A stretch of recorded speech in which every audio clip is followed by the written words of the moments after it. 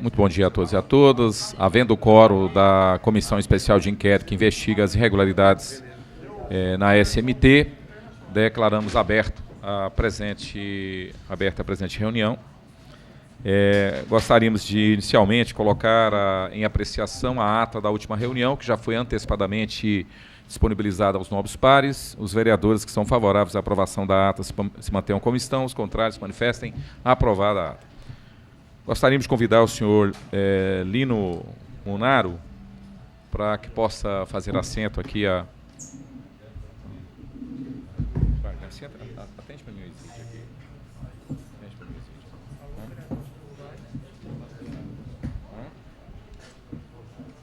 Exídio.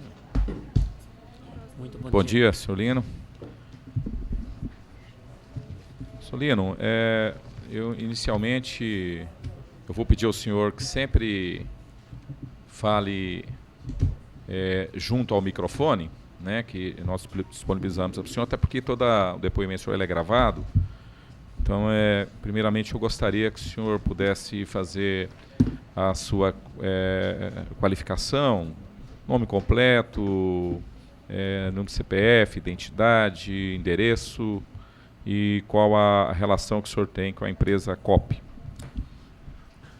Bom dia a todos. É com bastante satisfação que estou aqui hoje, uma vez que na semana passada não pude estar por motivo de 3 crises renais, na sexta, no domingo e na segunda-feira. Tenho a comprovação aqui. Eu saí do pronto-socorro segunda-feira às 7h07. Meu avião tinha que estar no aeroporto às 5h50, por isso a justificativa da minha não presença. Está aqui a documentação, presidente, se o senhor precisar, para justificar, nota fiscal da documentação, exames, para que possa constar na ata. Primeiramente, quero me apresentar, então, como superintendente da organização COP, quem cabe toda a responsabilidade da condução da empresa nos dias de hoje, e os meus dados pessoais, a secretária já coletou todos, né? CPF, endereço residencial, resido em Curitiba e trabalho lá na fábrica no Rio Grande do Sul. Então, está sob minha responsabilidade a gestão da empresa com autonomia para decidir aquilo que for pertinente à administração dos negócios da empresa. Bom, Solino, primeiro eu gostaria de fazer algumas perguntas. Quando do processo licitatório, uma das exigências na verdade, ser apresentado com a empresa vencedora, no caso foi a empresa COP, ela tem que apresentar uma planilha de custos justificando o valor, até para mostrar que há uma compatibilidade do valor cobrado com o serviço executado. Bom, e uma das questões que chama a atenção dessa comissão é que há uma diferença no preço cobrado entre as chamadas lombadas, né, e aquelas que a gente popularmente chama de pardais, né, que, na verdade, que também regulam sobre a questão de a transposição de faixas, né? Então, que na verdade, para ficar mais sim, popularmente falando, quando há, inclusive, alguma pessoa passa por um sinal quando está fechado, né? E aquelas que só medem, que são as chamadas lombadas, que só medem efetivamente a situação apenas da velocidade. Eu queria saber qual que é o mais caro, lombada ou pardal, né, que tem custo diferenciado, como é que é isso? A questão de custos, acho que está respondido no esclarecimento, foi feito por escrito a Vossa Excelência, né? Não sei, no detalhamento técnico, o que é importante, me parece que nós cumprimos o que o edital exigiu, e se é ou não mais caro esse ou aquele produto, cada um tem a sua função específica para atender o serviço que ora está sendo contratado. Sim, mas eu gostaria de saber se tem diferença, né? Se um fica mais caro com o outro, e qual que é mais caro? Com certeza existem diferenças. Com certeza existe. E qual que é mais caro? O mais caro é aquele que tem maior custo. E qual que tem maior custo? Aquele que tem mais componentes. O senhor podia explicar qual que é nesse caso? Se é a lombada? Essa seria a competência do meu assessor técnico, se eu posso convidá-lo para responder. O senhor não sabe dizer? Eu não trabalho na produção, eu trabalho na gestão, doutor. Mas o senhor não tem conhecimento qual que é mais caro? Tenho conhecimento, mas eu não sou um técnico, não sou engenheiro responsável da empresa. O senhor é engenheiro? Não sou engenheiro. Administrador? O engenheiro é o Dr. Carlos, se puder responder, ele já respondeu por escrito. Não, é porque essa questão não foi respondida. Até porque nós não perguntamos essa questão especificamente. Eu não vejo a relação que o senhor quer fazer entre o custo de um e o custo do outro, se esse é mais caro, aquele não, é mais caro. Eu vou explicar ao senhor, então, por que nós queremos. Porque aqui, o preço por faixa da lombada está 1.930, quando o dos pardais é 1.600 e... parece que 1.695.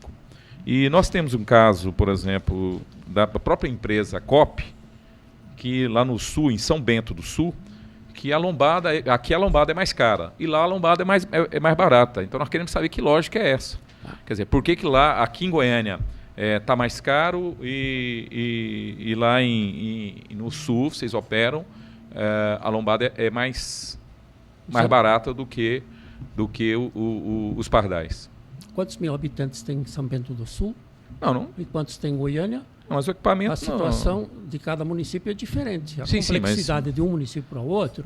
Mas isso não me parece ter relação com aquilo que eu fui convocado para esclarecer. Bom, deixa eu explicar ao senhor. São as dificuldades de irregularidade na Secretaria Municipal. Não estou entendendo. Deixa eu explicar ao senhor. Nós estamos verificando a possibilidade de superfaturamento. Então, qualquer pergunta sobre valores, ela é pertinente. Sim. Se o senhor não quiser responder, nós vamos entender. Agora, ela é pertinente. Nós queremos saber por que aqui em Goiânia lombada é mais caro do que fotossensores e por que no sul é o contrário. Primeiro, acho que a prestação de serviço através da lombada é uma coisa, o custo da lombada é outro. Isso é mais caro porque ela gera muito menos imagem do que os pardais, né, conhecidos como pardais. Por quê? Porque ela é menos solicitada, ela tem menos geração de imagens ou de autos. Sim, então por que em São Bento do Sul ela é mais barata? Vamos comparar a população de Goiânia com São Bento. O que tem a ver com população, o valor do equipamento? É uma coisa... E a data. Doutor Fernando Kreves, por favor. Em que data foi feito aquele contrato e esse? Eu não estou vendo a relação que haja irregularidade com a secretaria daqui. Não, independente de data que foi feito, ele é mais barato. Na mesma data, o contrato está aqui. Ó.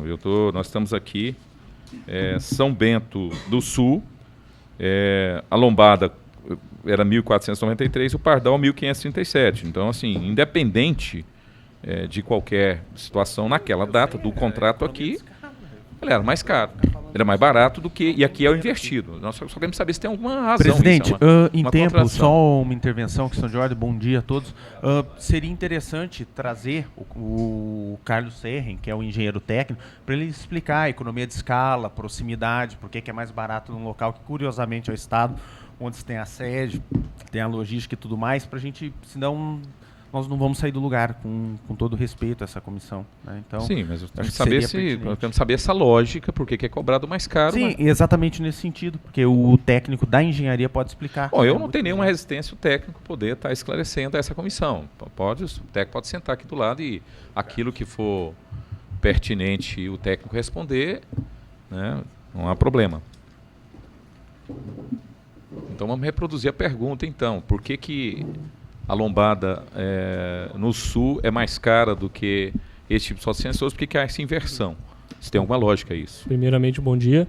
A grande questão é a composição do próprio edital, certo? A questão da globalidade em que o edital de São Bento do Sul foi formulado, que é diferente da composição do edital de Goiânia. Aqui eu tenho um lote, ou no caso vocês chamam de item, que pode gerar contratos em específico, então eles têm que ser analisados separadamente. Ao passo que em São Bento do Sul eu tinha uma globalidade em que só teria um vencedor e existia a estipulação dos preços separadamente do próprio edital. O edital fazia esse balanceamento. É uma questão da Sim, mas o edital é que vai fixar o preço do equipamento? Tem o orçamento prévio, né? A gente tem que acabar respeitando esse orçamento prévio. O equipamento ele tem um custo, não é o edital que vai alterar isso. Não, mas é uma questão da realidade, que nem diz o seu Lino, né? Eu tenho fatores que interferem. Por exemplo, vandalismo, que é regional. Que a lombada ela vai ter mais componentes, ela vai ter mais incidência de manutenção. É uma questão de realidade, é uma questão pontual de cada região. Não é uma regra fixa, que nem acho que está se tentando não, mas ficou essa imagem. Cada município, cada região, cada estado vai ter uma realidade e isso vai se transcrever nos preços, né? Na lógica dos preços, como Vossa Excelência disse. Bom, vamos para a próxima pergunta. Existem no item também da justificativa da formatação do valor cobrado a projeção do consumo de energia elétrica, que supera aí o valor dos 3 milhões de reais nesses 5 anos. No caso, houve uma justificativa da empresa que o equipamento, só para você ter uma ideia, a cobrança seria R$ 234 se você projetar um equipamento de 3 faixas. O documento enviado a esta SEI pela COP diz que o equipamento consome 120 watts por faixa fiscalizada. Bom, primeiro eu queria, se você tem esse dado, qual é o consumo médio, né, porque pode variar, de quilowatt-horas, porque esse que é a unidade que efetivamente é referência para fazer pagamento de energia elétrica por mês desses equipamentos. Vou pedir para o Dr. Carlos responder a questão. A questão do consumo específico eu vou ficar devendo. O que eu posso lhe dizer até que foi uma questão levantada, um questionamento pela própria controladoria, que foi do valor final de pagamento, realmente, Sim. O valor de fatura. Né? Sim. A gente lança, dentro desse custo de energia elétrica, que supera os 3 milhões que vocês falam, não é consumo, não é só consumo. É consumo e amortização de custo de eletrificação. Tá? Em consumo, a gente tem um levantamento de R$ 54,00. Tá, por estrutura. Por faixa ou por equipamento? Por estrutura. No caso, quase equipamento. Quase equipamento. É um pouco mais abrangente do que equipamento. Eu posso ter equipamentos com mais de uma estrutura. Entende? Então é por estrutura. E nós trouxemos até, eu não tenho uma cópia aqui. Sim, mas já não tem, porque eu acho que o senhor está enganado. Porque, veja bem, já tem discriminado aqui no valor da energia na composição de custos. Não. Já tem sobre equipamentos. Já tem justificativa, né? Na verdade, aqui, peças, equipamentos, estruturas, que corresponde a 14,42. Mas isso é do equipamento, não é da parte de eletrificação. Mas vocês vão gastar 2 milhões e pouco, então? Porque só para instalar esses equipamentos? Sim, claro. Na parte elétrica? Claro. 2 milhões? 2 milhões. Mais até, na verdade. Dá mais de 2 milhões a parte de eletrificação, né? Não, fora o pagamento de energia elétrica. Pois é. O pagamento de energia elétrica ele é uma parcela menor dentro daquele valor. São, que nem vocês estão levantando, R$ 234,00, certo? Sim. Que foi colocado. Desses R$ 234,00... Só podia tentar explicar esse custo dessa instalação aí, porque eu, sinceramente, estou... Isso é um orçamento feito com instalação de ponto. Sim, mas o que justifica esse custo aí? O que é feito efetivamente? O senhor, como engenheiro, você podia explicar para a gente? É feita a fundação dos postes de energia, feita a compra do medidor, feita a compra do poste, propriamente dito, passamento de fiação, travessia subterrânea, o medidor é muito caro? Individualmente eu não vou saber te dizer agora, de cabeça. E para um cruzamento, vocês colocam quantos medidores? Dependendo, vai até 4, dependendo do cruzamento. 4 Vocês colocam um medidor para cada... Para cada estrutura. Cada estrutura. Para cada estrutura. Porque nós temos aqui, porque normalmente não permite, né? A questão, se for compartilhar um medidor, normalmente isso tecnicamente não é viável.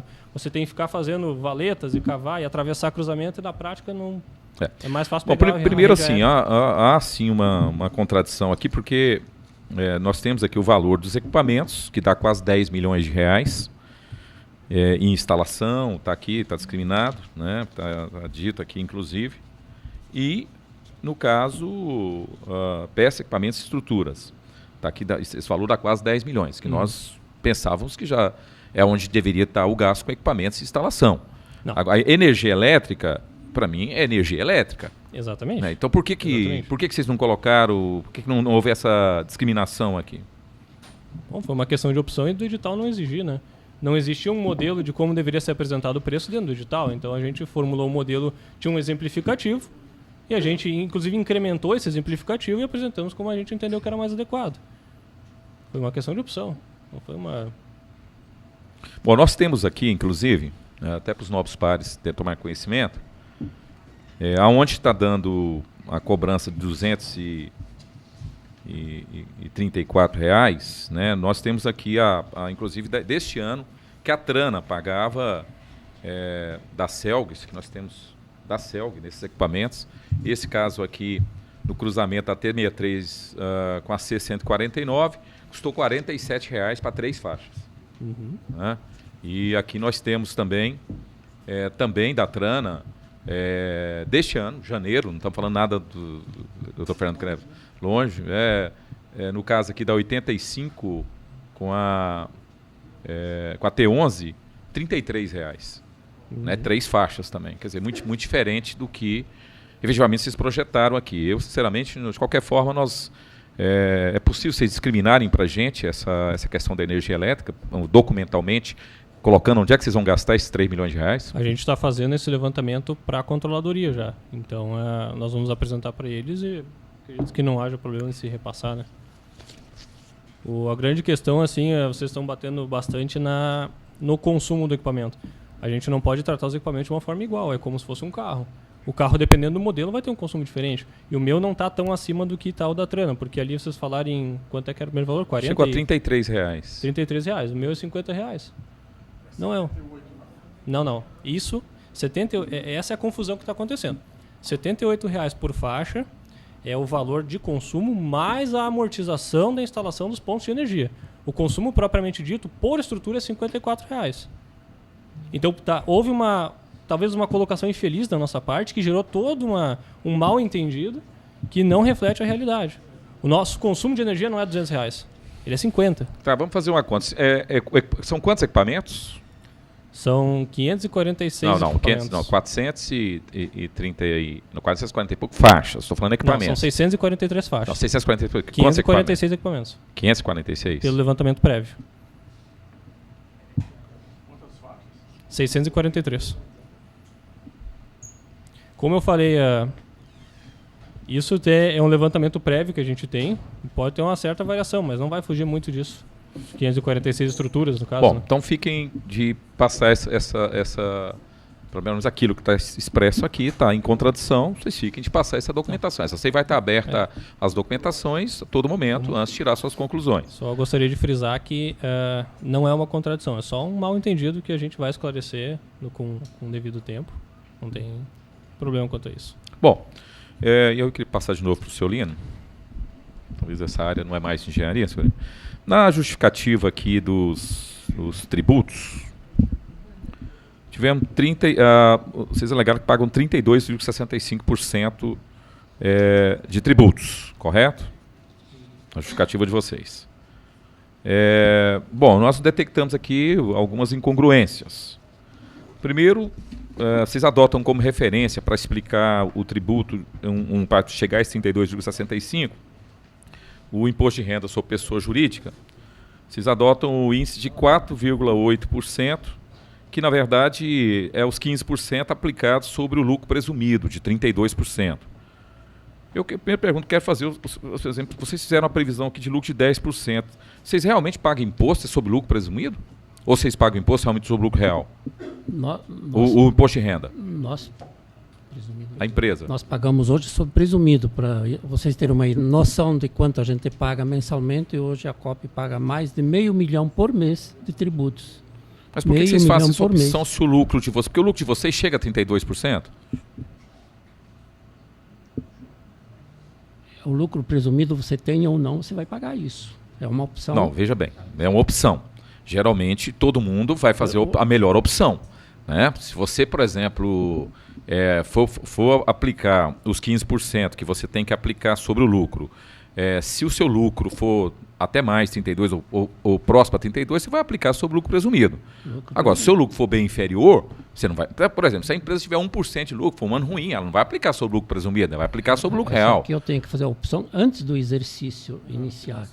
Eu fiz a opção, tenho que ir até o final do ano. Sim, mas esse contrato é de praxe, a COP, por exemplo, em todos os seus contratos, ela adota o lucro presumido? Sim, adota. Vocês podem fornecer essa CEI? É só pegar a cópia da declaração do imposto de renda nossa que o senhor vai deduzir que é isso. Sim, só pode disponibilizar essa comissão? Se for necessário. Sim, eu quero perguntar aqui agora. agora. Presidente, a gente franqueia a opção, tá? Porque ele é feito dentro do exercício, conforme a instrução normativa da Receita Federal do Brasil, da 2014. Nós temos que fazer a opção de um exercício para o subsequente, né? Inclusive com homologação pela própria Receita até o último dia útil do mês de janeiro. Então é uma questão técnica, tá? Nós sim, mas é possível documentar isso, essa comissão? Sim, isso não tem problema nenhum. Isso está na opção. Então fica essa, tá? Pra gente...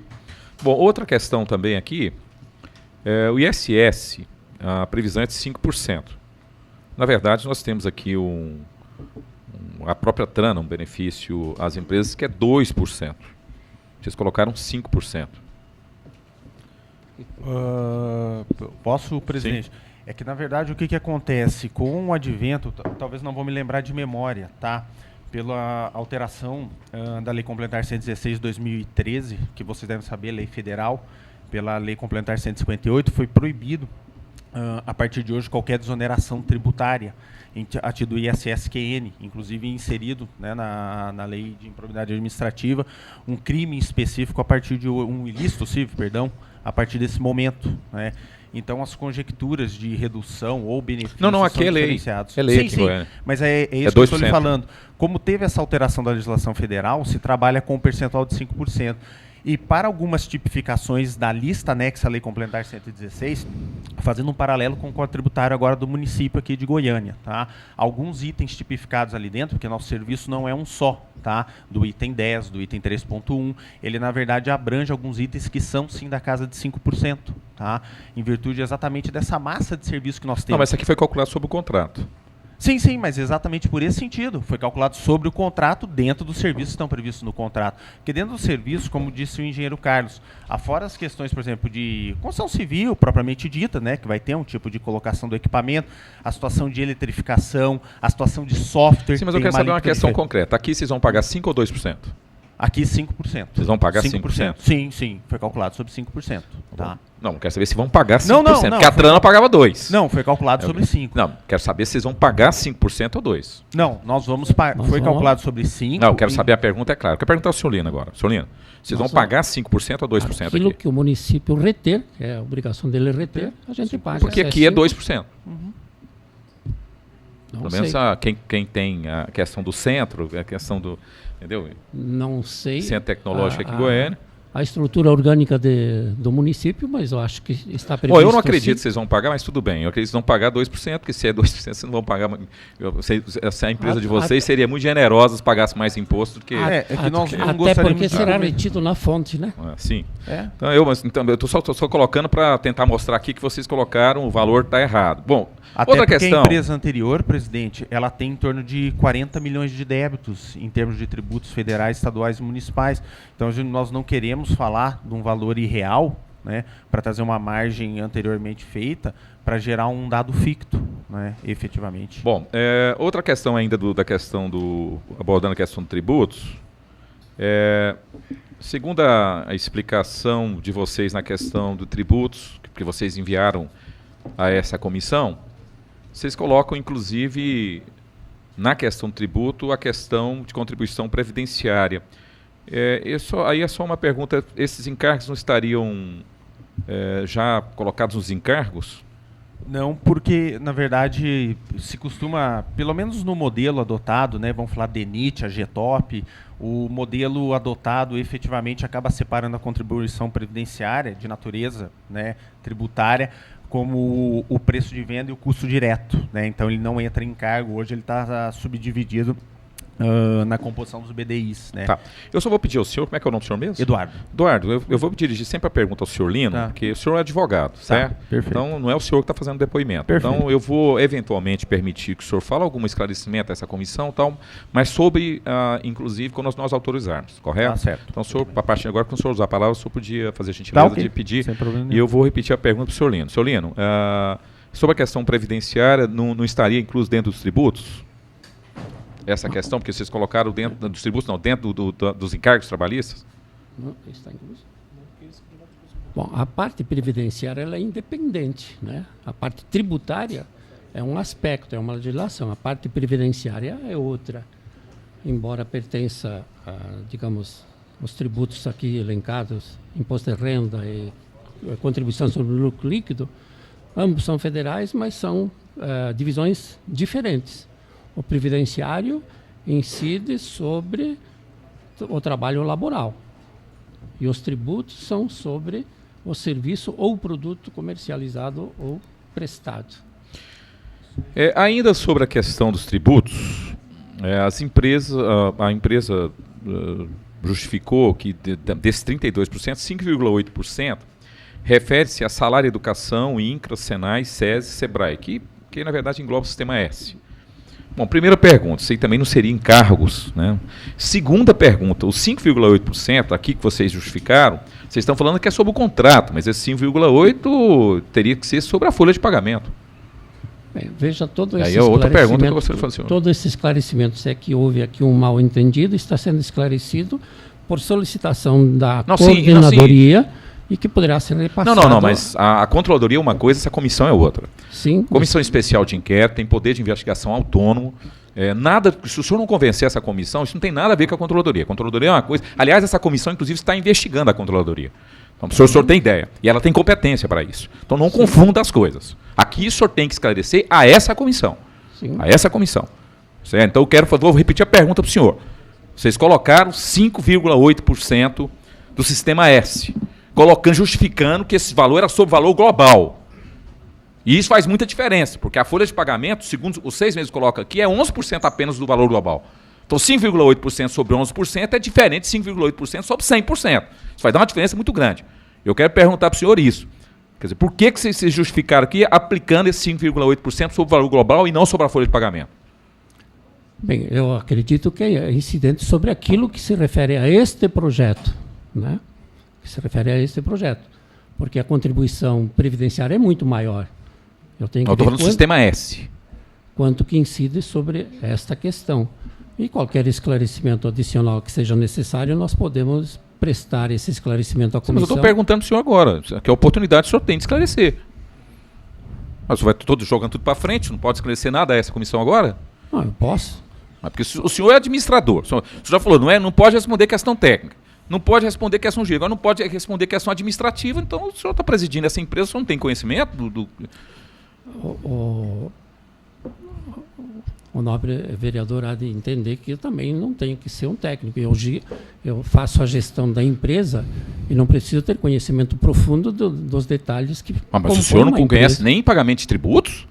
Conhecer eu conheço. Agora eu tenho uma assessoria contábil, interna e externa. Mas então eu vou fazer uma pergunta muito simples para o senhor, muito simples. O sistema S, esse 5,8, aplica sobre a folha de pagamento ou aplica sobre o valor global de um contrato? Eu acredito que aplica sobre o valor do contrato, que ele vai incidir até ao fim. É sobre o valor total do contrato? Sistema S. Vocês pagam isso para o sistema S? É a incidência. Aí fica difícil. Olha, o senhor está aqui para esclarecer os fatos. O senhor tem uma oportunidade que nós estamos dando ao senhor. Porque o que nós sabemos que a lei é diferente. Ela aplica sobre o valor. Posso, presidente, o senhor me autoriza? Pode. O que acontece, só para o senhor entender, tá? São feitos, na verdade, 2 cálculos, tá? Um, como o senhor está bem postulando, que é sobre o custo direto, tá? Que dá um valor inferior. Só que, infelizmente, hoje tem solução de consulta, tá, do grupo da COSIT que exige que seja feito. Até nós estamos em discussão, e é pertinente a pergunta do presidente Elias Vaz, né, e para a ciência de todos, que há algumas discussões junto à Receita Federal do Brasil sobre a incidência desse valor sobre a integralidade do contrato, né? Porque na cabeça da Receita Federal do Brasil, a prestação de serviço, né, essa discussão que nós estamos tendo aqui sobre o ponto da reversibilidade, enfim, na cabeça da Receita Federal do Brasil, deveria ser sob contrato, porque na cabeça deles, com todo respeito, o serviço seria tão somente quase que de recursos humanos, né, sendo que a gente sabe que é exatamente e muitas vezes o contrário. Então, tanto é verdade que são feitas duas planilhas, como foi indicado ali na questão da contribuição previdenciária, né? Tanto sobre o custo direto quanto sobre o preço de venda. Tá? E este valor está tabulado sobre o preço de venda, leia-se, sobre o contrato, tá? Em virtude dessa interpretação da Receita Federal do Brasil. Tá? Reforço com o senhor, tá? Nós temos discussões judiciais nesse sentido, tá? Junto à Receita Federal, para tentar dirimir essa questão, que pode gerar, até no futuro, uma equalização do artigo 65, enfim, uma diminuição do próprio valor, né? Mas é como eu disse, é algo que é jogado sobre a empresa e acaba revertendo, tá? Bom, então, é nessa questão. Outra questão que nós perguntamos, quantos funcionários, vocês não responderam, quantos funcionários vocês vão precisar para fazer esse trabalho? E, aliás, eu quero adiantar para o senhor, viu? Nós fizemos uma pergunta à Trana. A Trana diz, por exemplo, nós demos um exemplo aqui em 2015, quando estava a pleno vapor todos os contratos, eles tinham 19 funcionários aqui em Goiânia. 19 funcionários. E aí a gente quer, até para justificar, assim, porque esse valor aqui, por exemplo, vai aplicar sobre o pagamento de uma folha de pagamento, 19 funcionários. Então não tem jeito de 19 funcionários ser mais do que 11% de um contrato de 66 milhões de reais. Mas quantos funcionários? Porque vocês não responderam aqui, eu vou repetir essa pergunta. Quantos funcionários vocês projetam ter? Nós projetamos, para a instalação do projeto, é uma quantidade. Nós vamos ter uma... Quantos para a instalação e quanto para a manutenção? Na instalação, de acordo com a necessidade e com a urgência de instalação, a gente coloca, não dá para definir um número fixo, mas serão em torno de mais de 30 pessoas. Para instalar? Mais os terceirizados, se necessário para instalar? Para instalar. E para manutenção? Para a operacionalização propriamente dita. Operacional e manutenção, quantos? Em manutenção, em torno de 20 pessoas seria suficiente. Há momentos que vai precisar mais. Por que vocês não mandaram isso para a gente, com projeção, inclusive, de custo salarial? Projeção. Né? Porque a empresa, quando vai fazer um contrato, ela projeta, até para não ter prejuízo. Claro, o senhor é presidente da empresa, não vou ensinar o senhor a fazer isso, que o senhor vai me dar aula disso. Né? É claro. Então, vocês fazem uma projeção. E nós fizemos uma solicitação clara, perguntando qual a quantidade de funcionários, né, e vocês não responderam. Você pode imaginar que dentro desse quadro de 20 funcionários eu tenho níveis variáveis, né, de acordo com a função de cada um, mas pode variar de, digamos, de R$ 3.500 a R$ 10.000, depende da função. Né? Depende da função. É claro que um engenheiro responsável não pode estar ganhando a mesma coisa que um técnico de campo. Né?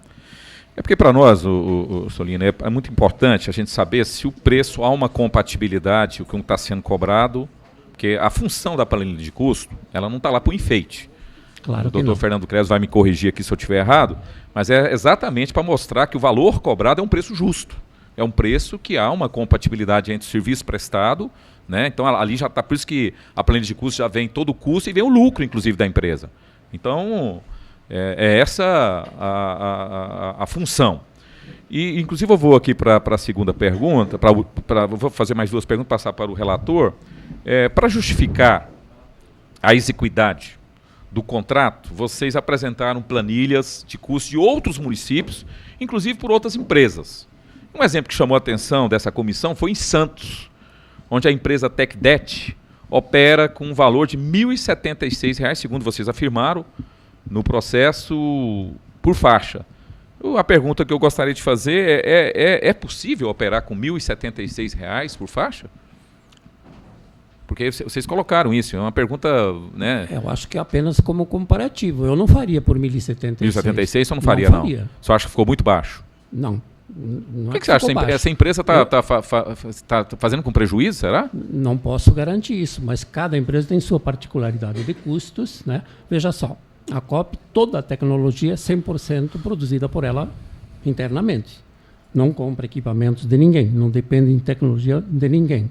Todos os nossos produtos são próprios, então nós temos, digamos assim, uma margem, uma flexibilização maior.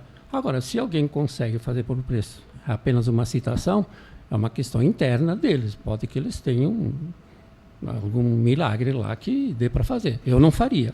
Eu não né? autorizaria nesse preço de jeito nenhum. Porque aí eu estaria pagando e muito para trabalhar. Bom, então vamos partir então para outros exemplos que a COP mesmo opera. Aí vamos pegar sobre a COP.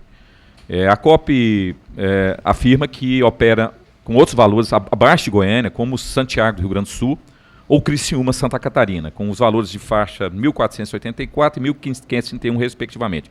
1.484 para Santiago e 1.531 para Criciúma, tanto a lombada como os pardais.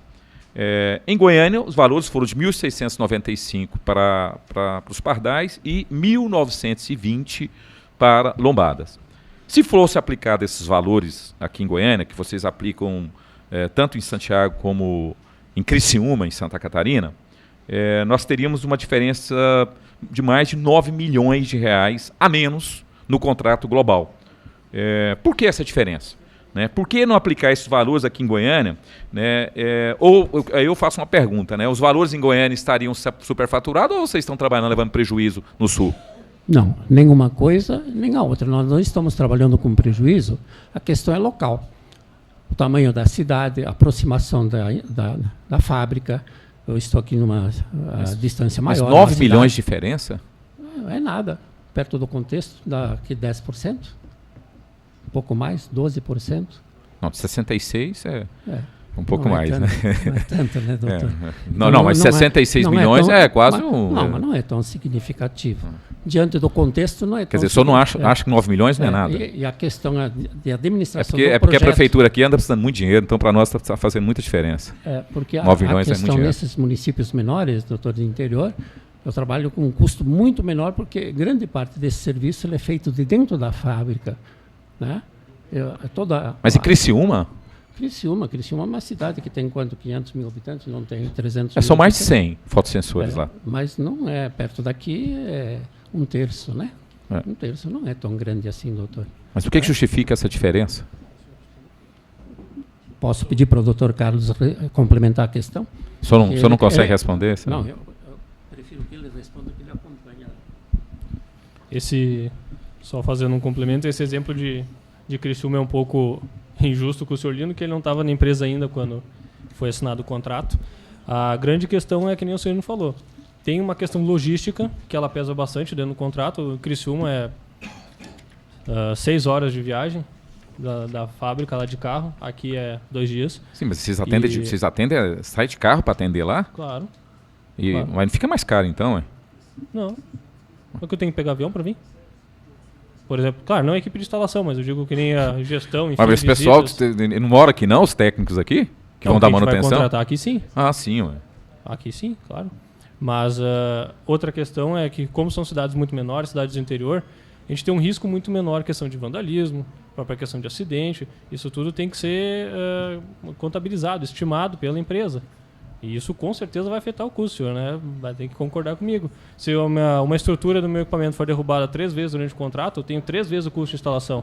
E a prefeitura não vai me pagar um adicional, não vai pagar nada para eu restabelecer esse equipamento. É uma obrigação do meu contrato. E todos os contratos são assim. Agora, por exemplo, em Santiago, que é uma população pequena, todo mundo conhece todo mundo, as pessoas não fazem ato de vandalismo, as pessoas não atacam o equipamento. Que é diferente, por exemplo, do DENIT. Do DENIT eu coloco equipamento... Por que Santos, então, está muito mais barato? Sabe que lá o povo de Santos é diferente que de Goiânia? São Paulo, o povo Tem que perguntar... Aqui vocês estão com alguma pesquisa que o povo goianiense é vândalo? Vocês têm alguma pesquisa nesse sentido? Eu tenho que perguntar para a TecDet, né? Porque a própria TecDet entrou na licitação aqui... Sim, mas eu estou perguntando para vocês, porque vocês ganharam a licitação. Estou perguntando vocês, porque você está querendo justificar, por exemplo, porque é por vandalismo. Vocês acham que Goiânia o povo é mais vândalo que outras cidades? É isso? Por ser uma capital, não é por ser Goiânia. É por ser uma capital com uma grande população. Isso é uma consequência natural. Santos também tem uma grande população. Senhor, mas não fui eu que fiz o preço da TecDet Santos. Eu não posso justificar o preço da TecDet com o meu preço. Eu não tenho como fazer essa comparação. Eu lamento que a empresa tenha essa opinião sobre a população de Goiânia. Não, eu acho que não é questão pejorativa. Sim, não é pejorativa. Vocês estão falando que 1 milhão de habitantes estão justificando, é um risco maior do que onde tem 50 mil. Vocês estão justificando 9 milhões e meio. Bom, Criciúma, qual é a população de Criciúma? Então não é 50 mil, né? Mas tô falando, mas aqui eu citei Criciúma também. Tem outras cidades aqui que vocês citaram várias, inclusive. Eu tive cuidado de pegar as empresas que tinha os dois, né, tanto lombada como fotossensores. Vou passar a palavra para o relator, vereador Eduardo. Bom dia a todos, bom dia, senhor presidente. Eu gostaria de saber do senhor se a Eliseu Cop ela tem alguma filial em outro país ou alguma outra empresa externa do Brasil, como fazendo parte do capital da empresa, sendo sócia da empresa. O senhor sabe me afirmar isso?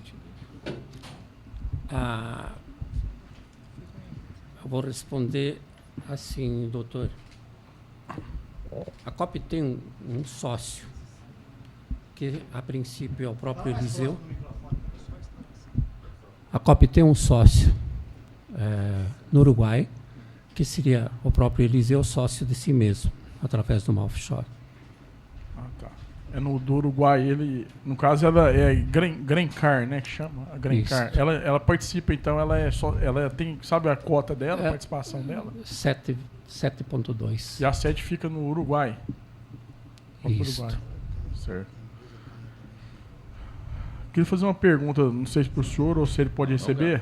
Não obstante a questão essa diferenciação de preços aí, por questões técnicas que vocês mencionaram, eu analisei o seguinte, observando aqui o pregão que foi realizado aqui em Goiânia, a gente observa o seguinte, a empresa Splice, que se classificou em terceiro lugar, apresentou uma proposta no valor de R$ 2.953,64. A empresa TechDet, que se classificou em segundo lugar, em um dos lotes, apresentou a proposta no valor de R$ 2.923,30. A diferença da empresa que ficou em segundo lugar com a empresa que ficou em primeiro lugar a diferença de R$ 30,34. Isso aí a gente observa de forma bem clara. Por outro lado, a diferença entre a Eliseu Cop e a TechDet, tecnologia que se classificou, no caso, em segundo, é de R$ 1.000,03. Eu gostaria que o senhor explicasse por qual razão essa discrepância do valores de vocês. Eu sei que você vai falar questões técnicas, mas a discrepância, a diferença é muito grande em relação a vocês e as duas. Foi o que foi inquinado, inclusive, de dúvidas em relação à execução contratual. Eu gostaria que o senhor pudesse me explicar se isso é normal em relação a outros procedimentos licitatórios em outras cidades também. Se for, o senhor tem como apresentar isso, ou se já foi apresentado lá nos recursos que foram apresentados, e se isso é uma questão normal nos procedimentos licitatórios que vocês participam. Em cada licitação é um assunto específico. Para nós, está perfeitamente execuível, está perfeitamente cabível dentro do orçamento daquilo que a empresa pode fazer e o fará. E eu não poderia explicar por que os concorrentes cobraram tão alto. A questão da reversibilidade, não sei se o senhor pode responder para a gente, foi uma questão... Microfone. Desculpe lhe interromper, mas eu estou tentando interromper porque realmente eu acho que o senhor tocou num ponto que para mim é novidade e para mim é o mais relevante de tudo que foi tocado até agora aqui, né? Que é a questão da offshore no Uruguai.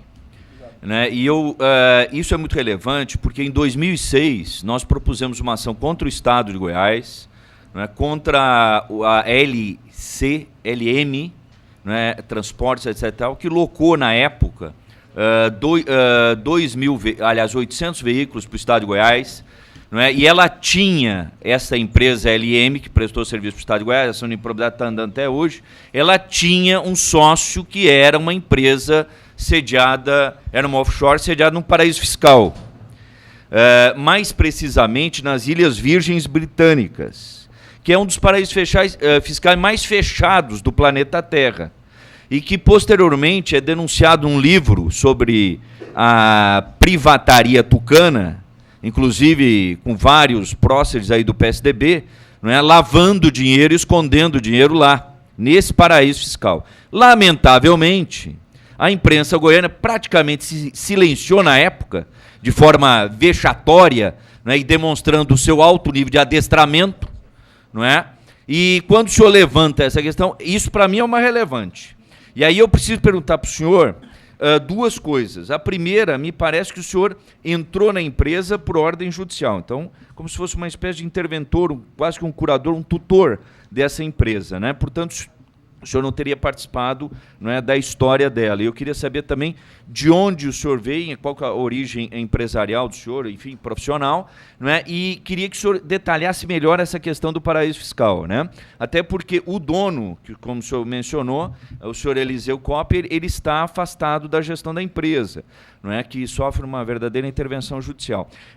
Qual que é o controle que o senhor tem sobre essa empresa que fica num paraíso fiscal? E o Uruguai é um paraíso fiscal, um semi-paraíso fiscal, segundo portaria da Receita Federal do Brasil. Vou responder, então. Eu conheço muito bem a situação, e essa situação Eliseu criou por uma decisão muito pessoal em 2000, acho que foi em 2000. Ele tinha os irmãos como sócio, não se entendeu com os irmãos, tirou os irmãos, ficou sozinho na sociedade e criou uma offshore dele para ser sócio dele mesmo. Essa é a questão, porque ele não queria ninguém, Eliseu não admitia que ninguém mandasse nele e que o questionasse internamente. Então, o objetivo da criação dessa offshore, dessa green card, foi por esta razão. Meu entendimento, não gosto disso, tanto é que daqui a 40 ou 60 dias essa offshore não será mais sócia da empresa. Por uma questão pessoal minha, não gosto nem do nome e nem quem tem. Não gosto disso.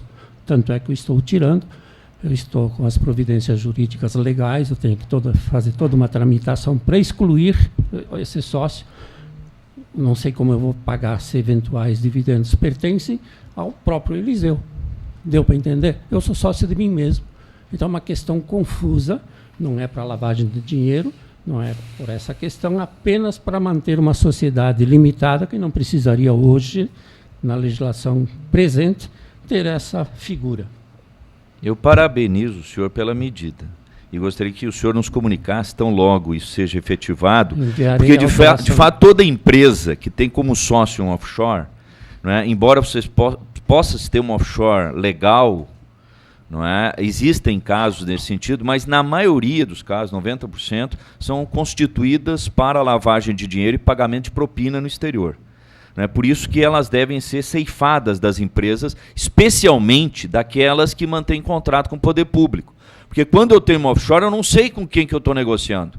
Eu não sei quem é offshore. E no caso da LM, a empresa, a dona da offshore, era uma aposentada, era a sogra do dono da LM, que tinha contratos milionários com a Petrobras também, na época, e essa sogra vivia num bairro periférico lá de Salvador, na Bahia.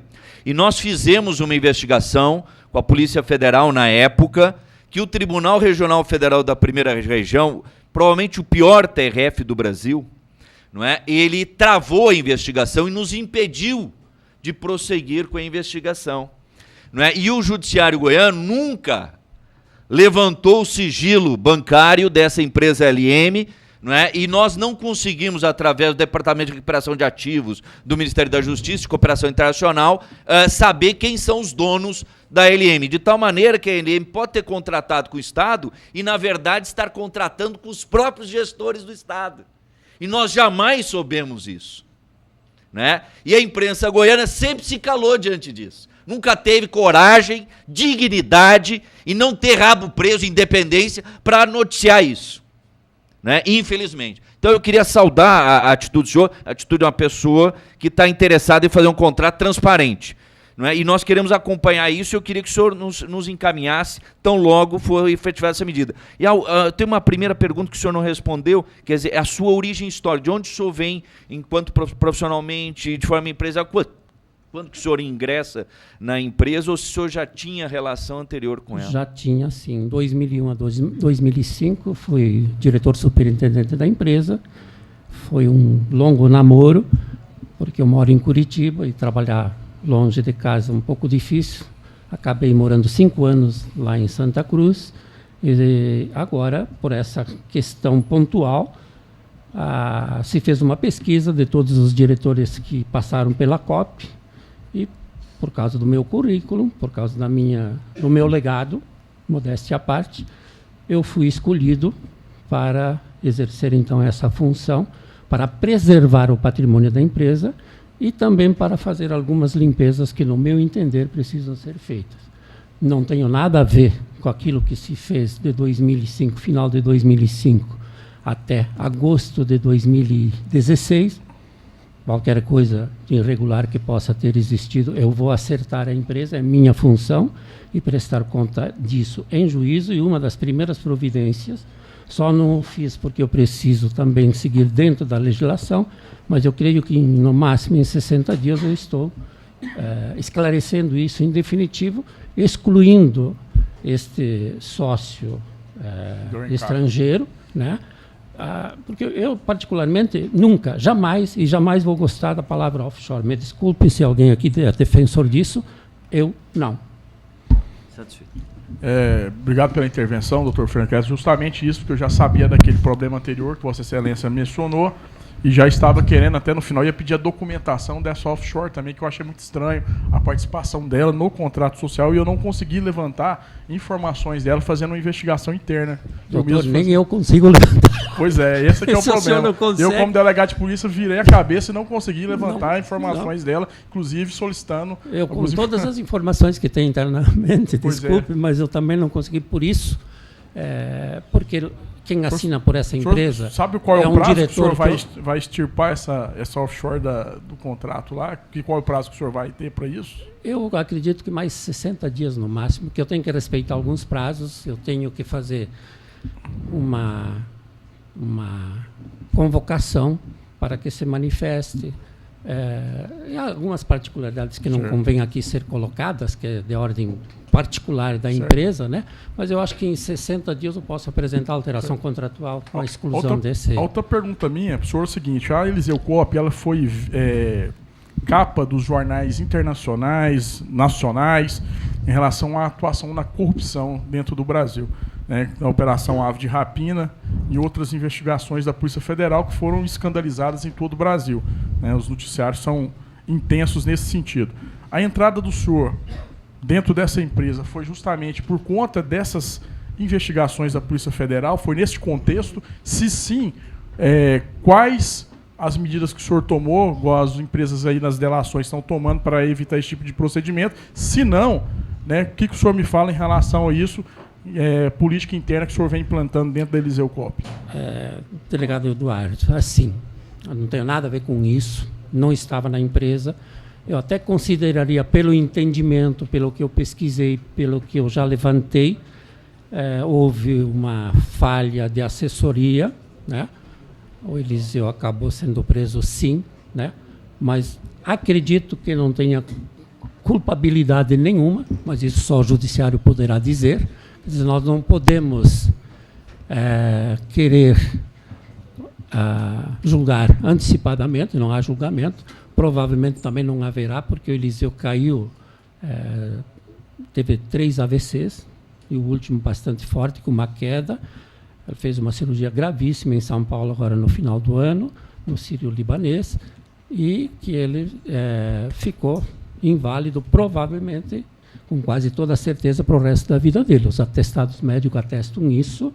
Desde o dia 15 de maio de 2015, ele é incapaz de... Fiquei 5 anos trabalhando com ele, ele não me conhece. Ele não me conhece. Fiquei 5 minutos com ele, tentando fazer ele lembrar de mim. Ele me cumprimentou umas 10 vezes, muito prazer, né? E olhava o procurador dele do lado, precisamos cuidar dele. Daí olhava o outro lado, precisamos cuidar dele. Foi a conversa que ele teve comigo. Ele não conhece, não sabe conectar um assunto com o outro. Essa é a situação do Eliseu hoje. Então, ele não está conseguindo responder por si. Agora, a minha presença lá é em função da manutenção do patrimônio. O Eliseu tem 2 filhos, 2 famílias, 2 esposas diferentes. Aliás, nunca foi casado, mas são futuros herdeiros. Como este patrimônio estava correndo o risco de ser dilapidado e não haviam, segundo a Justiça, pessoas com a seriedade e com a competência necessária, eu fui escolhido para essa função. Então, uma função difícil, né? Tenho N problemas para resolver internamente, mas eu posso garantir a vocês que é uma empresa muito bem solidificada hoje, está muito bem tanto no aspecto financeiro quanto no aspecto tecnológico. Hoje nós já estamos com... nunca se teve isso na história da empresa. Hoje nós estamos com 200, quase 500 equipamentos em estoque, se precisar para Goiânia ou para qualquer outro projeto. Antes não se fazia isso, né? Então eu tenho capacidade de instalar os equipamentos a partir de 2 ou 3 dias depois de assinado o contrato, se for o caso. Não para Goiânia, mas qualquer outra parte do país ou no exterior. Nós atuamos hoje também com esse aspecto fora do país, né? Então temos tecnologia para isso, né? E temos também um convênio muito grande com um centro de pesquisa na Alemanha, onde também nós nos apoiamos tecnicamente. Certo. Para finalizar, senhor presidente, dar oportunidade para os demais colegas, só saber de você, essa é a questão da... Como é que está o contrato aqui em Goiânia? Em que pé que está? O senhor sabe informar? Não saberia lhe dizer. A última informação que eu tenho que foram prestados por nós os últimos esclarecimentos que o Dr. Carlos acabou de afirmar através da controladoria, não é isso? Mas eu não saberia lhe dar detalhes porque nós estamos no aguardo, tanto quanto os senhores. Nós não temos mais informações além disso. Certo. Outra questão, só para pontuar, senhor presidente, é a questão da cláusula de reversibilidade, né? Houve um questionamento sobre isso, a questão dos equipamentos seriam, na verdade, o edital parece que fala da locação do serviço prestado e não dos equipamentos em si. Por outro lado, é uma coisa que nós sempre batemos aqui, o presidente diz, a questão de embutir o preço, que na verdade você estaria comprando equipamento como se fosse um leasing, né, para no final ter a opção de adquirir os equipamentos. E a prefeitura depois, pelo que eu tomei conhecimento, há como sim a prefeitura fazer um estudo e até pegar a tecnologia para que ela continue a prestar o serviço. Então a minha pergunta é justamente nesse sentido. Nós temos o princípio da vinculação ao instrumento convocatório, que é o artigo 41 da Lei 8666.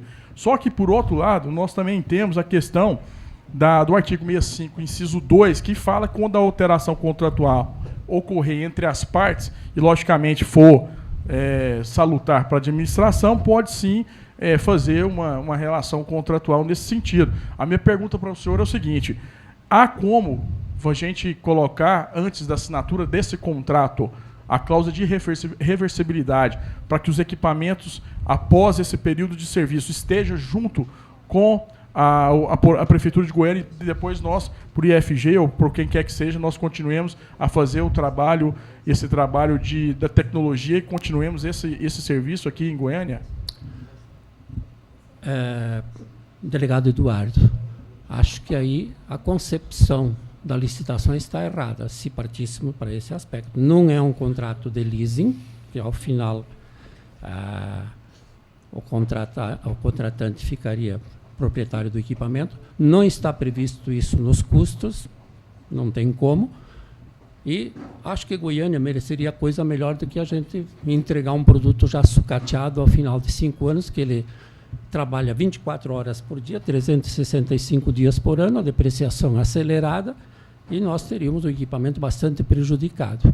O corpo da tecnologia, a alma, isso humanamente impossível fazer qualquer tipo de doação ou cessão.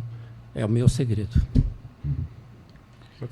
Bom, eu só queria fazer uma observação, antes de passar para o vereador Wellington, que, na verdade, embora o questionamento que a gente faz, por exemplo, quando coloca aqui o item instalação dos equipamentos, sobre a questão de equipamentos,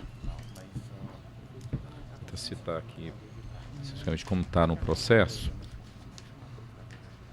está aqui, peças, equipamentos e estruturas. Isso dá um valor de mais de 10 milhões de reais. O que nós colocamos é que se isso está diluído no contrato, e está diluído, nós vamos, além de pagar o lucro da empresa, além de pagar encargos trabalhistas, além de pagar impostos, tributos, nós estamos pagando 10 milhões de reais de equipamentos. Está diluído no decorrer do contrato, certo? Então, o questionamento que nós fazemos, se nós estamos pagando por esse equipamento, o correto é que esse equipamento fosse da prefeitura no final. Essa é uma discussão, mas é uma reflexão, isso é óbvio, que nós consideramos que a licitação ela não obriga a empresa a fazer isso, nós reconhecemos, apenas nós entendemos também que o valor cobrado aqui, na nossa opinião, ele é incompatível com o custo da empresa. Essa é uma visão que nós temos e nós vamos usar os recursos que forem necessários, né, para impedir que a cidade seja lesada. Agora, obviamente, e eu quero antecipar isso, que essa comissão tem interesse, né, e todos os vereadores que manifestaram, o vereador Eduardo, que a prefeitura não fique sem fotossensores. Mas nós queremos fazer isso num contrato que seja bom para a cidade. Não, eu estou falando isso assim, nós, inclusive, nós fomos questionados pelo doutor Eduardo, eu formalizei, inclusive, as duas questões, que eram repactuação do valor, aquilo que o doutor Fernando Kreves, inclusive, que é do Ministério Público, que acompanha esse caso também pelo Ministério Público aqui presente, que fosse repactuado e tivesse a cláusula de reversão.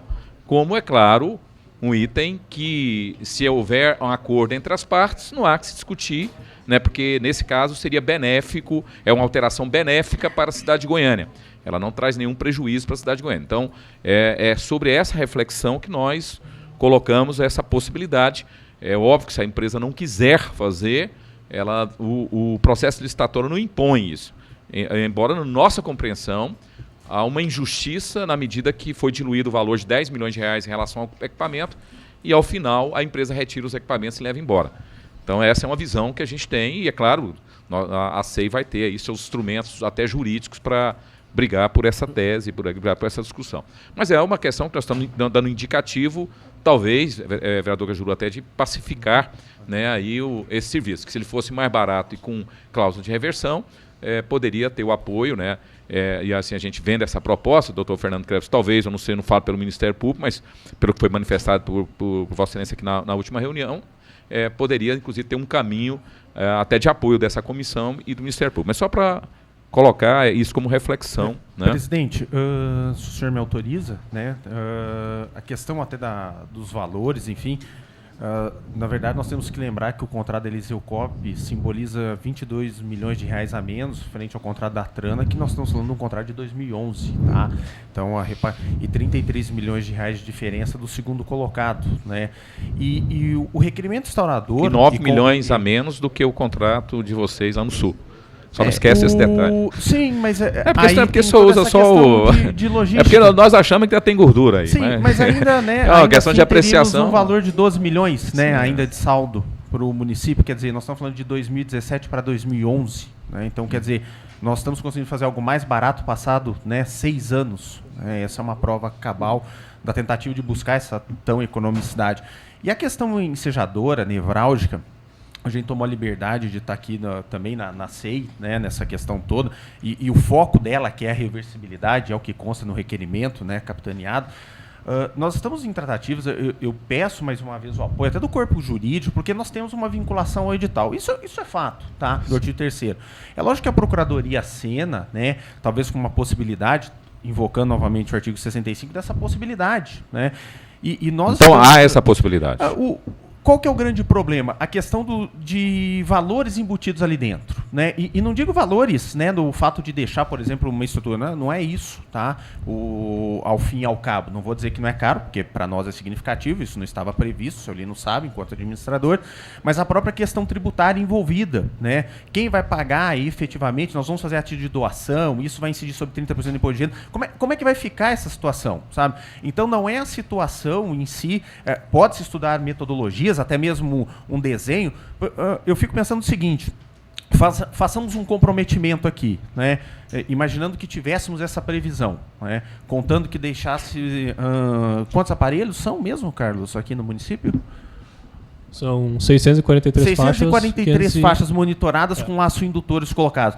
Imagine se um dia a gente encerra-se, né, o contrato e no dia subsequente quem deveria assumir, seja o Instituto Federal, tal, não consegue, né, nós só ficamos pensando assim, ó, como isso vai se desenhar, né? Como é que isso vai paulatinamente ser trabalhado? Seja uma preocupação mais jurídica do desdobramento, isso aí.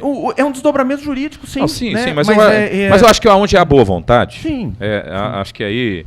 porque assim, a parte jurídica ela vai trabalhar aquilo que as partes, se as partes se unirem numa vontade, Sim. eu acho possível que seja trabalhado. Né? Então é preciso ver detalhes para ver, para amanhã não trazer dor de cabeça nem para um lado nem para outro. Também concordo. Sim. Né? Até porque nós não queremos um equipamento aqui que não vai servir para nada, né? E também nem a cidade quer isso. Nós queremos um equipamento que vai funcionar depois. Só para trazer um exemplo, quanto redundaria de imposto de renda, engenheiro Carlos, o valor, né, a título de doação aproximadamente?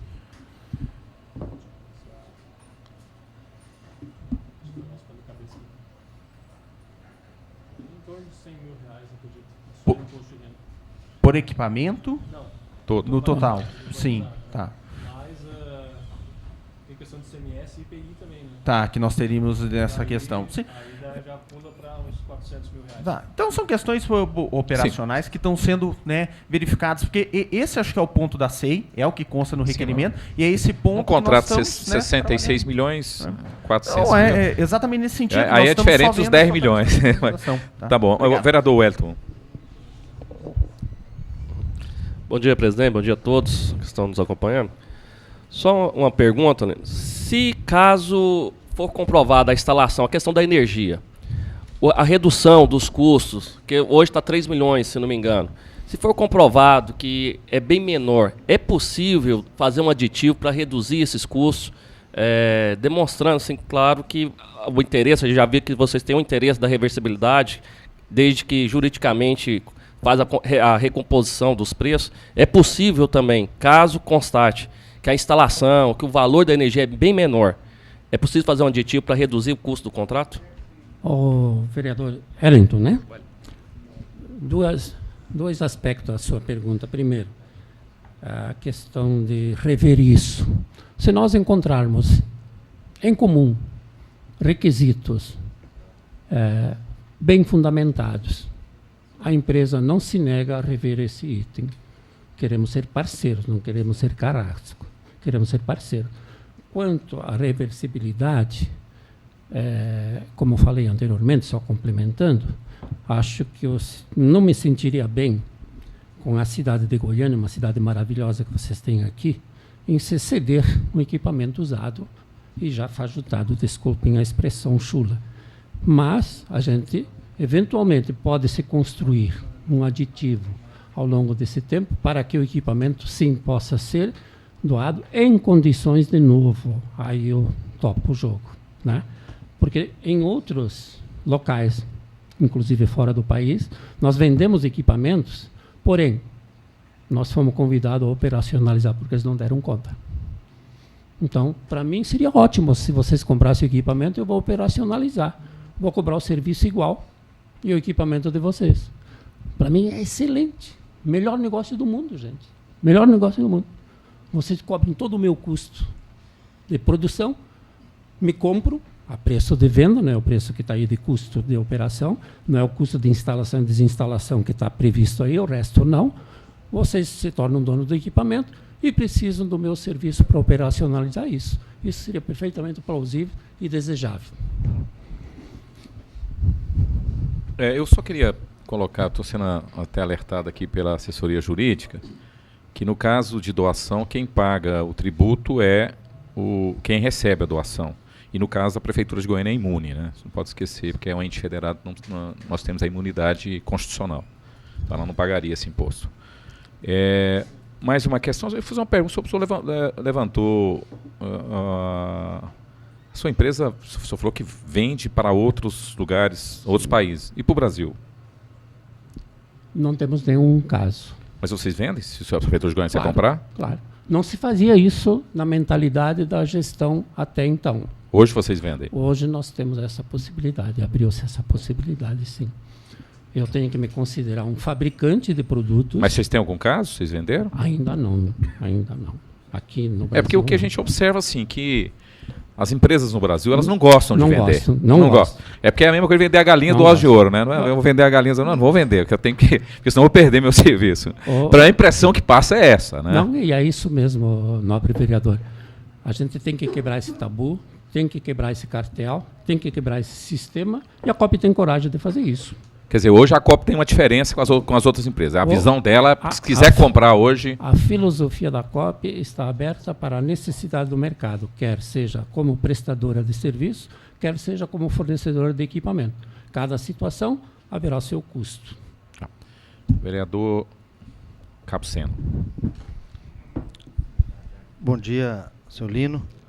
Se a Prefeitura de Goiânia quisesse comprar esse material hoje, agora, quanto seria o valor dessas 643 faixas? Não saberia lhe dizer, não. Não saberia lhe dizer. Mas, com certeza, vocês iriam pensar 2 ou 3 vezes para comprar. Não, mas eu queria saber o valor, aproximadamente. Um chute. Por unidade, então? Um chute. Chute? Vamos chutar, assim, uma média de 60 mil por equipamento. Ok. E quantos equipamentos vão ser instalados aqui? 546. Vezes 60 mil, dá para fazer a conta rápida aí? Ou seja, a Prefeitura já pagou 10 milhões. Falaram, caso a Prefeitura quisesse comprar, não, a Prefeitura já comprou. 60 mil vezes 500. Já comprou, já pagou. E mais do que depressa, quando acaba o contrato, vereador Zander, eles vêm aqui rapidamente e retiram. Porque é interessante, Jorge Cajuru. Porque se não fosse, se fosse deteriorável, para que viria buscar? Então a Prefeitura já pagou, sim. A cláusula de reversibilidade ela é importantíssima para o município. E eu queria fazer uma solicitação, senhor presidente. Caso eles não, a empresa não aceite a cláusula de reversibilidade, que nós propusemos, então, para o secretário e a Prefeitura não assinar o contrato. Sim. Vereador Jorge Cajuru, quer usar a palavra? Obrigado, presidente. Bom dia. Bom dia, senhoras e senhores e membros desta CPI da SMT.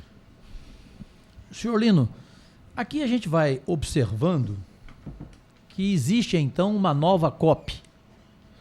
Ou seja, hoje, ao seu comando, é uma outra empresa. Não é mais a empresa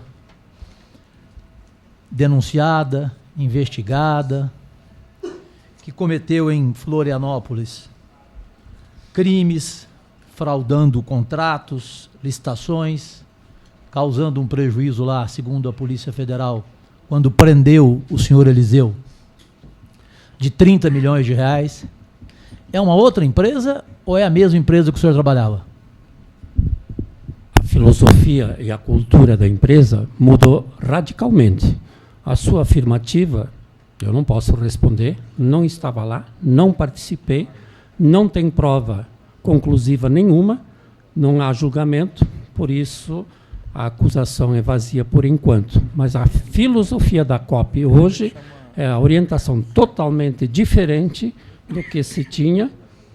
Não vamos culpar esta ou aquela pessoa, era uma cultura baseada em uma assessoria, risco colocar assim, inadequada, e hoje os meus atos precisam ser levados ao conhecimento do Ministério Público e do juízo. E olhem para mim, se com a idade que eu tenho, eu posso cometer essas infantilidades. Acho que não. Não farei isso, não deixarei acontecer isso.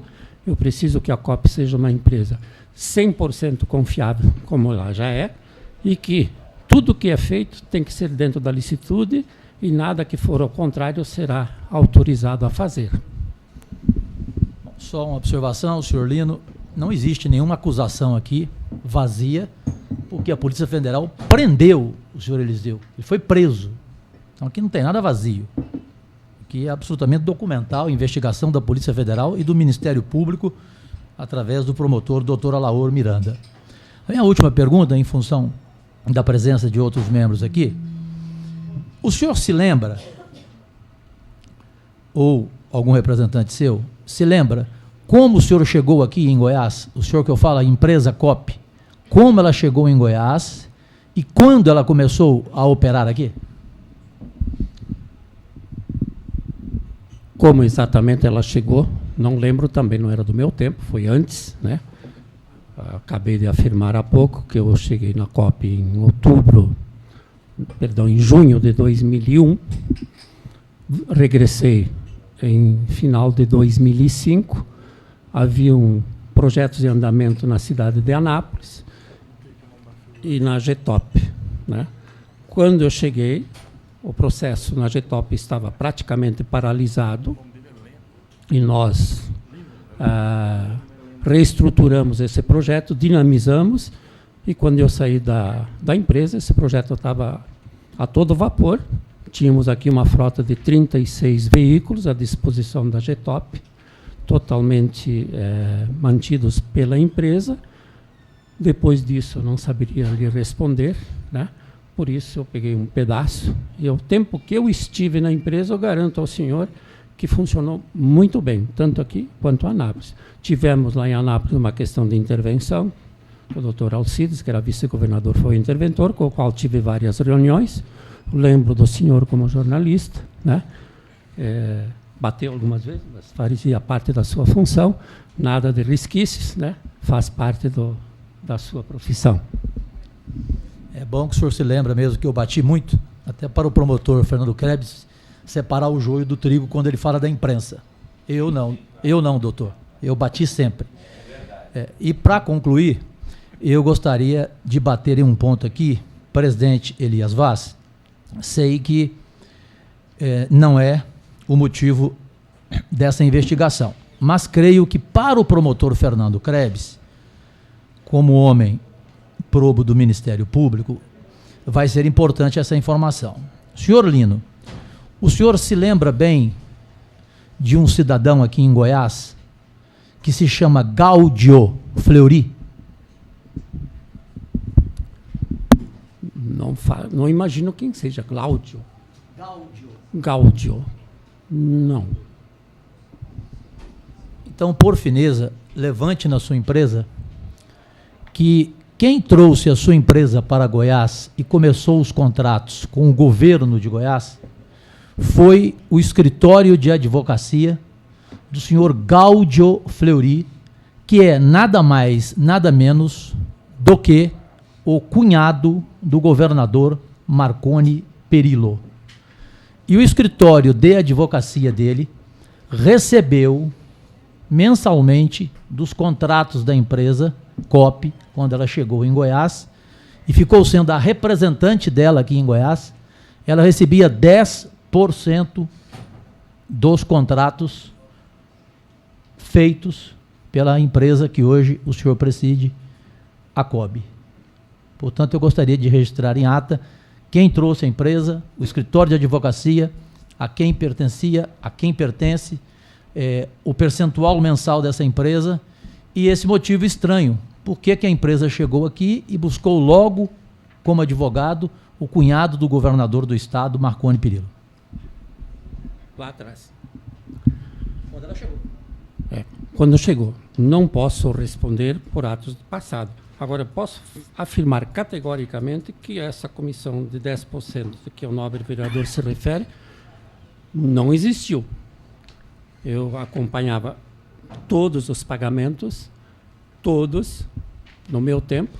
Não houve, em tempo algum, qualquer liberação ou qualquer pagamento a esse escritório ou a esse nome. Isso eu posso garantir, vereador Cajuru. Mas bom, eu tenho aqui, antes de passar ao vereador Zander, mas ainda sobre a questão do contrato, da planilha, da planilha de custo, há um valor que chama atenção, que é o valor das taxas, né, do Inmetro.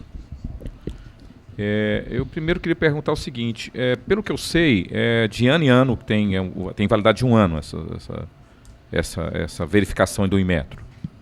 Né? É isso mesmo? Ou cada vez que é mexido no equipamento. Ou tem quando tem uma manutenção. Isso. Né? Quanto que é essa taxa hoje? Varia, eu acho que Pode responder, porque é um valor que... Hoje essa taxa está em R$ 542,42 e na época da licitação era R$ 540,40. 540 reais. 540 reais. É porque o valor aqui está quase 3 milhões de reais, né? E outra coisa, quando vocês... Só por faixa, né? Por faixa. Sim, eu quero... Não é por equipamento. Sim, mas eu quero fazer assim, a verificação é uma dúvida também. Ela é feita por equipamento ou por faixa? Por faixa. Tem que pagar o Inmetro, 540 Por reais faixa. por faixa. Por faixa. Recolhe guia. Isso, uma GRU, né? Tá. Outra questão, assim, o senhor afirmou aqui que já venderam para outra cidade, né? Equipamento, não, desculpa, para outro país. Qual país que vocês venderam? Equipamentos. A questão de concorrencial, preferiria não responder. Mas é no Mercosul. Mas essa comissão tem que sair, até porque eu quero requisitar. tudo bem. Eu já vou dizer que eu vou requisitar a nota, porque nós Então, queremos saber o valor. Respondo. Estou em 3 para 4 municípios no país vizinho Uruguai. Tá. E o mais importante, inclusive vamos formalizar para o senhor, nós queremos saber o valor, certo, que foi vendido esses equipamentos. Até para a gente ter uma referência. Tá? Essa comissão vai querer saber, até para a gente saber exatamente, porque o senhor falou de uma projeção do valor. Então nós vamos saber quanto o senhor vendeu efetivamente. O senhor lembra quanto o senhor vendeu? Equipamento? Aproximadamente, sim. Lá é uma questão de parceria público-privada. A parte privada, assim, suportada pelas seguradoras do país, porque eles indenizam valores muito elevados, eles pagam $1.000 por faixa mês. Não, eu estou falando a venda dos equipamentos. É $1.000 por faixa? A parte operacional. Não, eu estou falando a questão já chego lá, por da venda favor. dos equipamentos. E mais, a modalidade proposta por eles é percentual, em virtude da escassez de recursos das províncias, dos municípios, eles preferem, por iniciativa deles, pagar um percentual em cima do que for arrecadado. $1.000 por faixa mês, suportado pelas seguradoras, e um percentual que será destinado ao município, no caso, e um percentual será destinado à parte operacional, que somos nós. Então e a venda do equipamento lá, a referência que eu lhe passei, a quem, eu disse que é uma estimativa, não quer dizer, lá varia entre 85 mil e 110 mil. Tá, eu vou não precisar desses documentos. Mais alguma pergunta, vereador Zander? Sim, na verdade, bom dia. Cumprimentando o Elias, eu cumprimento os outros vereadores, o Dr. Fernando Krebs, cumprimento as pessoas aqui. Na verdade, uma reflexão, viu, Elias? Assim, eu primeiro parabenizar o Dr. Fernando, porque há 3 dias atrás, Eduardo, perdão, 3, 4 dias atrás, ele esteve aqui na CEI, não tinha autorização para falar nada, não sabia de nada e aprendeu rápido, né? Porque hoje ele até faz intervenções para dar algumas explicações no que diz respeito à progressividade, se é que existe essa palavra, Cajuru, de alguns temas que são abordados aqui. E eu não posso concordar, Elias, de que quando você casa com a viúva, você não vai cuidar dos filhos dela. Né? O senhor, como procurador, doutor Lino, quando o senhor foi instituído como o gestor dessa empresa, se ela não tivesse nenhum problema pregresso, talvez o senhor nem estaria aqui. Né? Então, as perguntas que são feitas de fatos acontecidos anteriormente, o senhor tem responsabilidade, não jurídica sobre eles, mas, de uma certa forma, eu não concordo com o senhor quando o senhor diz que não pode falar pelo que aconteceu para trás, porque o senhor só está aí também em virtude do que aconteceu para trás, porque senão hoje o senhor Eliseu Copp estaria gozando de plena saúde, estaria à frente da empresa. Então, não posso concordar. É uma reflexão, Elias, que fica para essa comissão, para que essa comissão também não seja subestimada por algumas pessoas que acham que têm um conhecimento melhor do que das outras.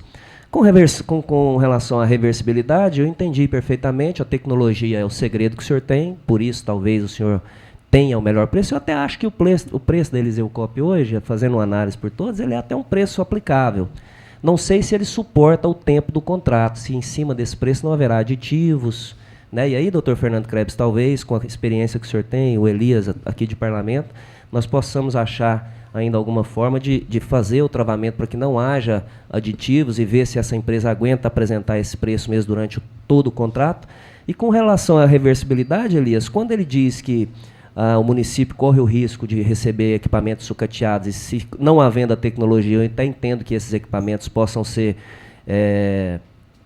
não ter muita utilidade, que seja visto dentro desse contrato, que na verdade acho que já até foi assinado. Nós tivemos com o prefeito na última quinta, o Cajuru até disse isso, porque ele não pediu ressalva. Eu, o vereador Vinícius Cerqueira, tivemos lá com ele, e ele disse que determinou a assinatura desse contrato. Se não foi assinado, deve ser assinado por essas horas, pelas próximas horas. Agora, que seja feito, ao invés da reversibilidade do material, em virtude do lucro expressivo que essa empresa vai ter na prestação desse serviço, através de um recurso que seja devolvido. Existem várias formas de ser feito isso, né? Eu, quando vou pegar uma obra, eu tenho que fazer lá uma carta no banco mostrando que eu tenho recurso para poder bancar aquela obra. Então fica esse adendo, não é nenhuma pergunta, é na verdade uma análise pessoal que eu faço, mas que eu acho que vale para essa comissão. Obrigado. Bom, mais algum vereador quer se manifestar? O doutor Fernando Krebs, mais alguma pergunta? Nenhum? Bom, então eu queria deixar o senhor Lino, geralmente... Tá certo. De qualquer forma, a gente agradece, doutor Fernando Krebs, pela sua presença. Eu gostaria de perguntar, aí por último, senhor Lino, assim, a gente sempre deixa à vontade todos os depoentes aqui. Se o senhor tem alguma questão que a gente não perguntou, que o senhor acha relevante para essa comissão, o senhor acha alguma informação que o senhor queira voluntariamente disponibilizar a essa comissão? Doutor, acho que aquilo que foi esclarecido aqui, eu primeiro pediria desculpa se eu não domino todos os assuntos da empresa, porque não é exatamente a minha função, mas por isso trago minha assessoria, e dizer-lhe que nós queremos, se assinarmos esse contrato, fazer, não para Goiânia, não para Goiás, nós queremos construir aqui um projeto modelo para o país. Para o país. Queremos que seja referência por duas razões. Pelo porte e pela importância e pela grandeza que é Goiânia, uma cidade linda que vocês têm aqui e que pode servir de referência, sim, né? Eu acho que Goiânia merece isso. Se não se fez até hoje, não é porque não pode ser feito. Pode ser feito, sim.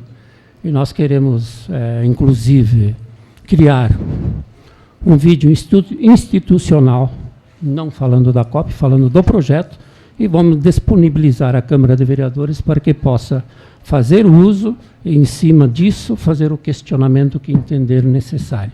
Acho importante isso.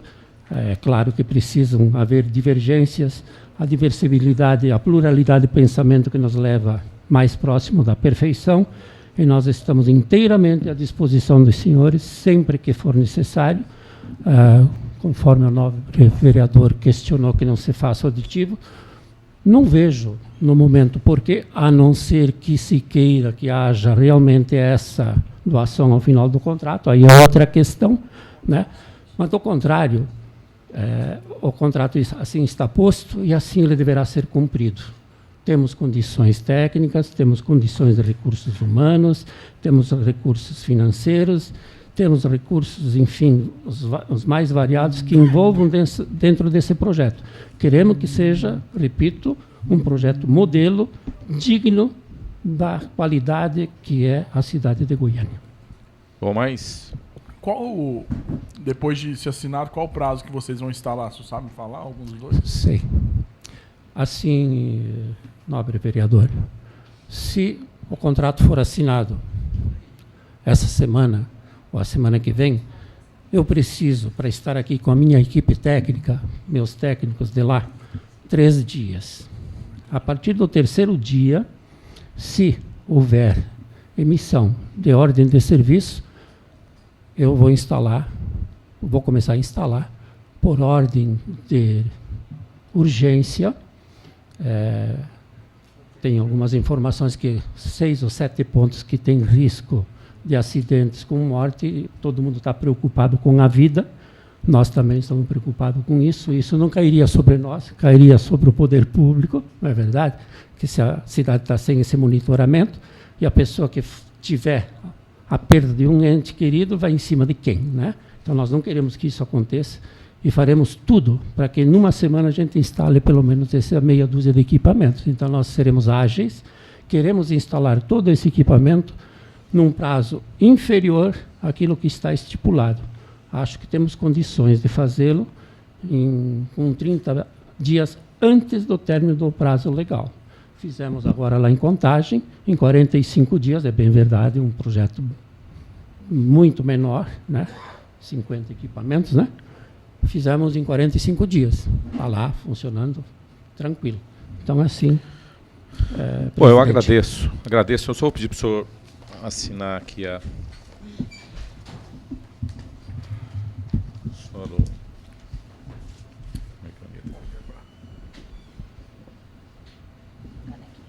Só o termo de comparecimento. Bom, eu agradeço a presença do senhor, agradeço a presença de todos. Nós declaramos encerrada a presente reunião e convocamos outro para segunda-feira, no mesmo horário já regimental combinado. Muito obrigado.